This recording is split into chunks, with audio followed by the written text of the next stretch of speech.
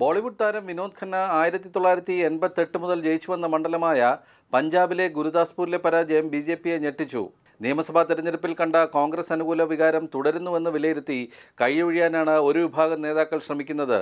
ഗുരുദാസ്പൂരിലെ സ്ഥാനാർത്ഥി നിർണയത്തിലും വീഴ്ച സംഭവിച്ചിട്ടുണ്ടെന്ന് പാർട്ടിയിലെ ഒരു വിഭാഗം കരുതുന്നു. വിനോദ് ഖന്നയുടെ ഭാര്യ കവിത ഖന്നയെ സ്ഥാനാർത്ഥിയാക്കിയിരുന്നെങ്കിൽ സഹതാപ വോട്ടുകൾ നേടാമായിരുന്നുവെന്ന് ഈ വിഭാഗം വിലയിരുത്തി. അതിനു പകരം വ്യവസായിയായ സ്വരൺ സല്ലറിയെയാണ് ബി.ജെ.പി കേന്ദ്ര നേതൃത്വം നിർദ്ദേശിച്ചത്. 2009 കൈവിട്ടുവെങ്കിലും 2014 വിനോദ് ഖന്ന വീണ്ടും അവിടെ നിന്നും ജയിച്ചിരുന്നു.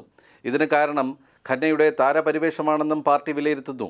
അതേസമയം പാർട്ടിയുടെ തോൽവിയുടെ കാരണങ്ങൾ സംബന്ധിച്ച് ദേശീയ അധ്യക്ഷൻ അമിത്ഷാ റിപ്പോർട്ട് തേടി. ഹിമാചൽ പ്രദേശ് നിയമസഭാ തെരഞ്ഞെടുപ്പിനുള്ള സ്ഥാനാർത്ഥികളെ കണ്ടെത്താൻ ബി.ജെ.പി ദേശീയ നേതൃയോഗം ഡൽഹിയിൽ ചേരുന്നുണ്ട്. ഗുരുദാസ്പൂരിലെ തോൽവിയും ചർച്ച ചെയ്യുമെന്ന് പാർട്ടി വൃത്തങ്ങൾ വ്യക്തമാക്കി. വരുന്ന ലോക്സഭാ തെരഞ്ഞെടുപ്പിന് മുമ്പ് അകാലിദൾ ബി.ജെ.പി സഖ്യത്തിന് പഞ്ചാബിൽ ഏറെ പാടുപെടേണ്ടി വരുമെന്ന് തെരഞ്ഞെടുപ്പ് ഫലം സൂചിപ്പിക്കുന്നു. കോൺഗ്രസിലാകട്ടെ മുഖ്യമന്ത്രി അമരീന്ദർ സിംഗിൻ്റെ ജനപ്രിയതയ്ക്കുള്ള ഉദാഹരണമായി ഗുരുദാസ്പൂരിലെ വിജയം. പി.സി.സി അധ്യക്ഷൻ്റെ എതിർപക്ഷത്ത് നിൽക്കുന്ന സുനിൽ ജാഖറെ സ്ഥാനാർത്ഥിയാക്കിയ മുഖ്യമന്ത്രി കരുതലോടെയാണ് പ്രചാരണത്തിന് നേതൃത്വം നൽകിയതും. മാതൃഭൂമി ന്യൂസ്, ഡൽഹി.